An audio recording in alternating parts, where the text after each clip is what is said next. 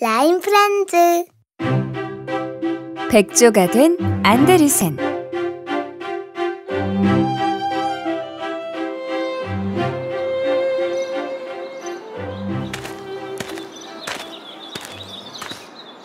작가님, 뭘 그렇게 보고 계세요? 저 새끼 백조를 보니 제 어린 시절이 생각나서요. 저 못생기고 볼품없는 녀석이 나중에 우아한 백조가 된다니 참 신기하죠? 미운 오리 새끼의 작가 한스 크리스티안 안데르센은 1805년 덴마크에서 태어났어요. 구두 수선공이었던 그의 아버지는 문학을 좋아하는 자상한 분이셨죠.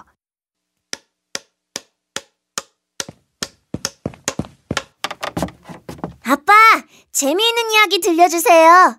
오, 그래, 안데르센. 오늘은 무슨 이야기 해줄까? 아라비안 나이트요. 빨리요, 빨리. 안데르센의 집은 매우 가난했지만 안데르센의 아버지는 자신은 밥을 굶더라도 책만큼은 아끼지 않고 사주셨어요. 그런 아버지 덕에 안데르센은 상상력과 감수성을 키울 수 있었죠. 이야기를 좋아했던 안데르센은 11살 때 동화를 써서 사람들에게 보여주기도 했어요. 얘들아, 내가 쓴 글 읽어봤어? 어때? 안데르센, 이거 네가 쓴 거랬지? 이것도 글이라고 썼냐? 넌 못생기고 가난한 게 잘하는 것도 하나 없냐? 뭐라고?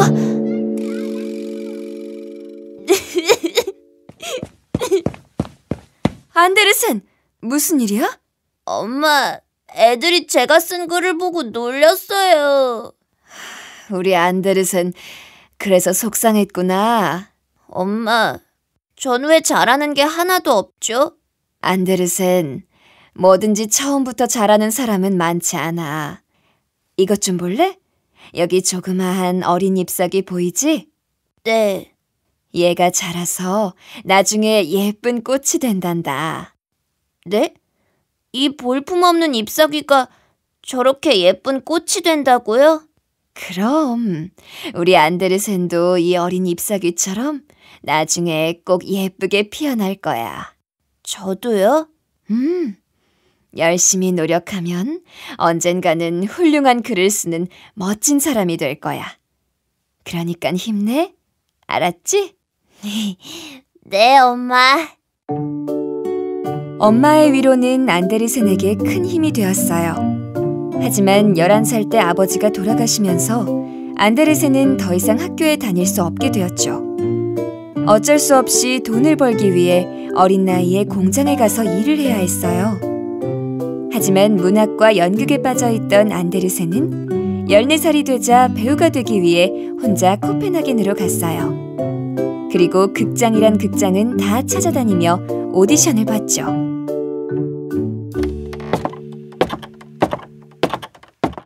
(23번) 지원자 안데르센입니다. 배우할 얼굴은 아닌데.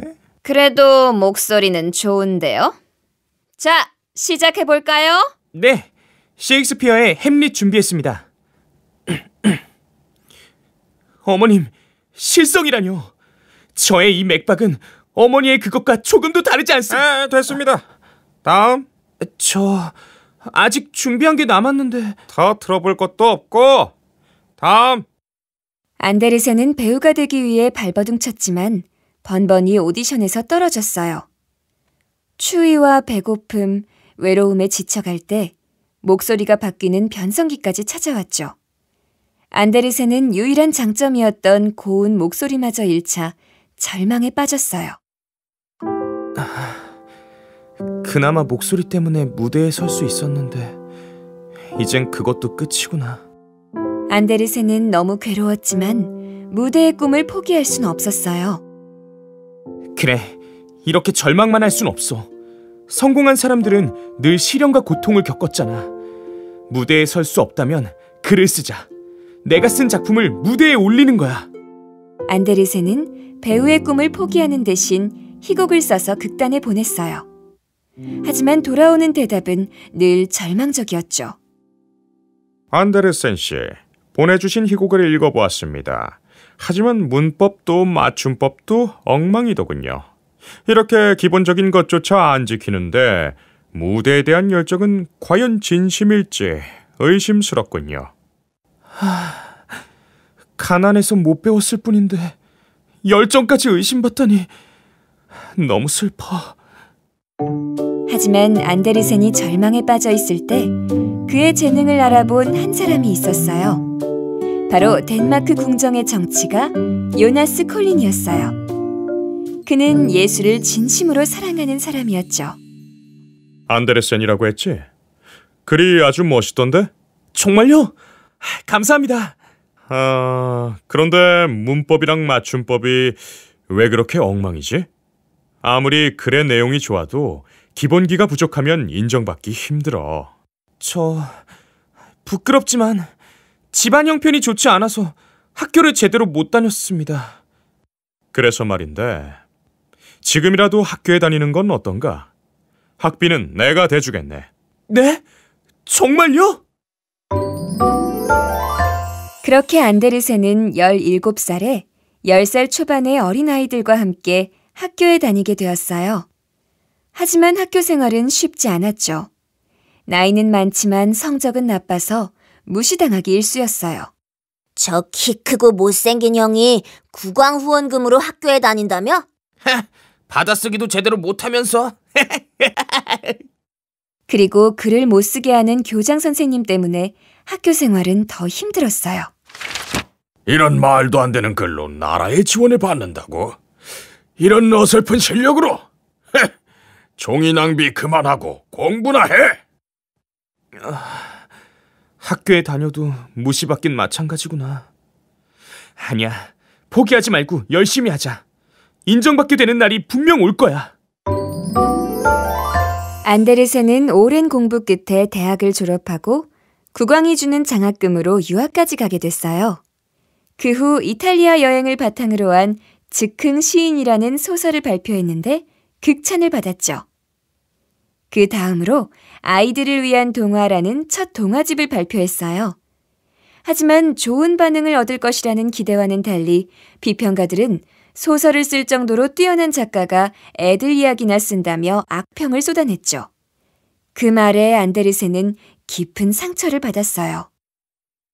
내 동화는 아이들만을 위한 이야기가 아니야. 난 나이에 상관없이 누구나 즐길 수 있는 작품을 쓰고 싶을 뿐이라고. 그래, 남들이 뭐라고 하든 신경 쓰지 말자. 소설이 나를 유명하게 만들었다면 동화는 나의 이름을 영원히 남길 수 있는 작가로 만들어줄 테니까. 안데르센은 주위의 좋지 않은 시선 속에서도 엄지공주, 인어공주, 벌거벗은 임금님, 성냥팔이 소녀, 눈의 여왕 등 잇따라 훌륭한 작품들을 발표했어요. 아이 어른 할 것 없이 사람들은 점점 그의 동화에 빠져들었고 매년 크리스마스 선물은 안데르센 동화집이 될 정도로 큰 인기를 끌었죠. 특히 미운 오리 새끼가 나온 후에는 유럽에서 그를 모르는 사람이 없을 정도로 유명해졌어요. 안데르센은 자신의 동화처럼 미운 오리 새끼에서 아름다운 백조가 되어 있었죠. 전 못생겼기 때문에 미운 오리 새끼를 쓸 수 있었고 가난했기 때문에 성냥팔이 소녀를 쓸 수 있었어요. 저에게 어려움은 축복이었답니다. 유럽 최고의 작가가 된 안데르센은 창작 동화를 쓴 아동 문학의 창시자이자 개척자였죠. 가난하고 못생겨서 무시받던 안데르센은 덴마크의 자랑이 되었어요. 안데르센의 그림이 들어간 우표가 발행되는가 하면 그의 장례식에는 왕과 왕비가 참석할 정도였죠. 그는 1875년에 세상을 떠났지만 지금도 그가 남긴 동화는 전 세계의 많은 사람들에게 사랑받고 있답니다.